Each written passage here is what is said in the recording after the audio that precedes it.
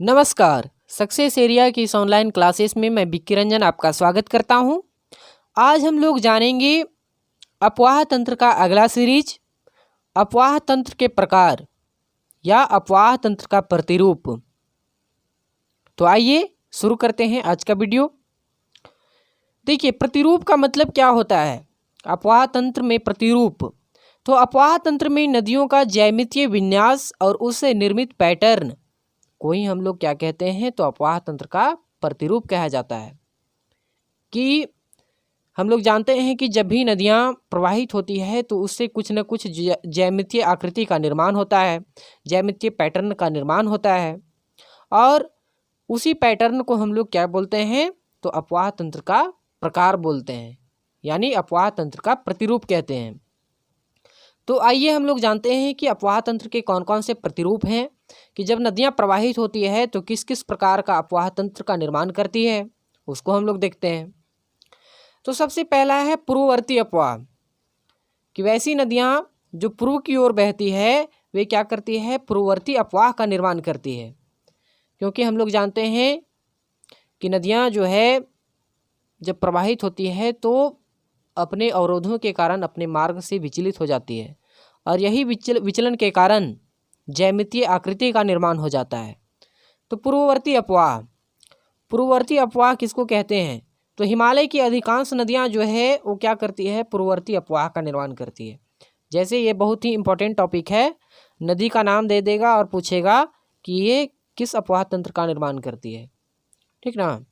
तो उसको देखिए अच्छे से वीडियो को और समझिए कि पूर्ववर्ती अफवाह में कौन कौन सी नदियाँ आ जाती है। तो हिमालय की अधिकांश नदियाँ इसके अंतर्गत आती है, जिसमें ब्रह्मपुत्र है, सिंधु है, तीस्ता है और भागीरथी है। ये सब नदियाँ पूर्ववर्ती अफवाह के अंतर्गत आती है। दूसरा जो है अनुगामी अफवाह। अनुगामी अफवाह दक्षिण भारत का अफवाह तंत्र, इसमें कौन कौन सा भाग आ जाता है, तो दक्षिण भारत का जो भी अफवाह तंत्र है इसके अंतर्गत आ जाता है। जैसे पेरियार, पोन्नमी, सारावती नदियाँ पश्चिमी घाट से निकलकर पूरब की ओर बहती है अनुगामी में, और नर्मदा और तापी नदियाँ जो है भ्रंश क्षेत्रों से होकर बहती है।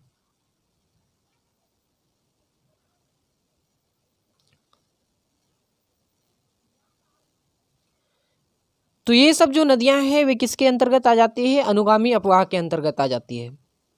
उसके बाद है अनुवर्ती अफवाह। क्या है, अनुवर्ती अफवाह। दक्षिणी प्रायद्वीप के उत्तर भाग का ढाल उत्तर की ओर है। दक्षिणी प्रायद्वीप का उत्तर का जो ढाल है वे किधर है, उत्तर की ओर है। इसीलिए विंध्याचल और सतपुड़ा जो पर्वत क्रम से निकलने वाली नदियां उत्तर की ओर बहती है, क्योंकि हम लोग जानते हैं कि नदी की प्रवृत्ति होती है कि जिधर उसको ढाल मिलता है उधर ही वो प्रवाहित होती है। तो हम लोग जानते हैं कि दक्षिण प्रायद्वीप का जो भी नदी है उसका उत्तर भाग क्या है, उत्तर भाग ढाल होने के कारण जो नदियाँ वहाँ से निकलती है विंध्याचल और सतपुड़ा पर्वत क्रम में मिलने से वे नदियाँ किधर की ओर बहती है, तो उत्तर की ओर बह जाती है। और उत्तर की ओर बहते हुए कहाँ पर जाकर मिल जाती है, तो यमुना और गंगा नदी से मिल जाती है। इसमें कौन कौन सी नदियाँ शामिल है, तो चंबल है, केन है, सिंधु है, बेतवा है और सोन नदी। ये सब नदियाँ किसके अंतर्गत आती है, तो अनुवर्ती अफवाह बनाती है। ये सब नदियाँ अनुवर्ती अफवाह बनाने वाली नदियों के नाम से जाना जाता है। चलिए उसके बाद क्या है, आयताकार अफवाह। आयताकार अफवाह हम लोग किसको कहते हैं, तो ऐसी नदियाँ जो आयत के आकार के अफवाह का निर्माण करती है उसी को हम लोग आयताकार अफवाह कहते हैं। अब ऐसी नदियों में कौन कौन सी नदियाँ हैं, तो कोसी और इसकी जो सहायक नदियाँ हैं किसके अंतर्गत आ जाती है, तो आयताकार अफवाह के अंतर्गत आ जाती है, कोसी और इसकी सहायक नदियाँ जो भी है। उसके बाद समानांतर अफवाह, तो गंगा का जो ऊपरी मैदान की नदियाँ हैं ये सब किसके अंतर्गत आ जाता है, तो समानांतर अफवाह। उसके बाद है अंतःस्थलीय अफवाह। देखिए राजस्थान की रूपनारायण एवं मेढ़ा, राजस्थान की रूपनारायण एवं मेदा नदी ना, मेढ़ा है, वे क्या है किसके अंतर्गत आ जाती है, तो अंतःस्थलीय अफवाह के अंतर्गत। चलिए उसके बाद क्या आता है, तो खंडित अफवाह।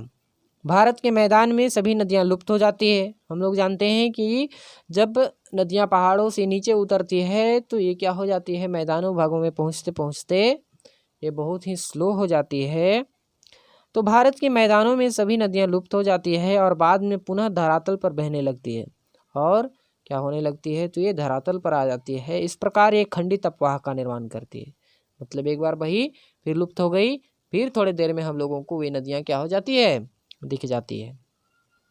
उसके बाद है क्रमहीन अपवाह। क्रमहीन अपवाह तो दिवांग और लोहित नदियां ब्रह्मपुत्र नदी के साथ क्रमहीन जल अपवाह बनाती है। देखिए कौन कौन सी नदियां, तो दिवांग एवं लोहित, ये सब किसके साथ क्रमहीन अपवाह बनाती है, तो ब्रह्मपुत्र नदी के साथ। तो क्वेश्चन ऐसे पूछा जाता है कि नदी का नाम दे देता है, जैसे कि ब्रह्मपुत्र नदी, इसका जो अपवाह तंत्र है वह कैसा है, तो इसका अपवाह तंत्र कैसा है, आंसर में हम लोग क्या लिख देंगे, पूर्ववर्ती। चलिए आगे हम लोग जानते हैं। आगे है अध्यारोपित अपवाह।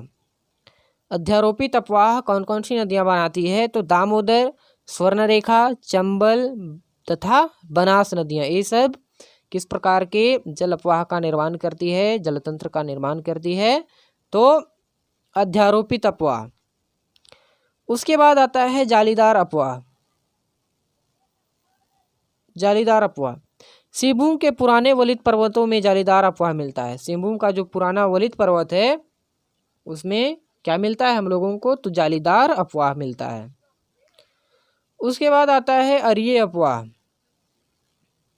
अरीय अपवाह तो अमरकंटक पर्वत से निकलने वाली नदियां नर्मदा, सोन और महानदी, ये सब किस प्रकार के अपवाह का निर्माण करती है, तो अरीय अपवाह का निर्माण करती है। उसके बाद है वृक्षनुमा अपवाह। वृक्षनुमा अपवाह तो दक्षिण भारत की जो अधिकांश नदियां होती है किस प्रकार के अपवाह का निर्माण करती है, तो वृक्षनुमा अपवाह का निर्माण करती है। तो इस वीडियो में हम लोगों ने जाना कि अपवाह तंत्र का जो प्रतिरूप होता है वो कैसा होता है और कौन कौन सी नदियां किस प्रकार के प्रतिरूप का निर्माण करती है। तो आज के लिए बस इतना ही। अगर वीडियो पसंद आया है तो इसे लाइक और शेयर करना ना भूलें और मेरे YouTube चैनल को सब्सक्राइब भी कर दें ताकि मैं जब भी कोई वीडियो अपलोड करूं तो आपके पास नोटिफिकेशन पहुंचे और आप उसको आसानी से देख पाओ। Thank you.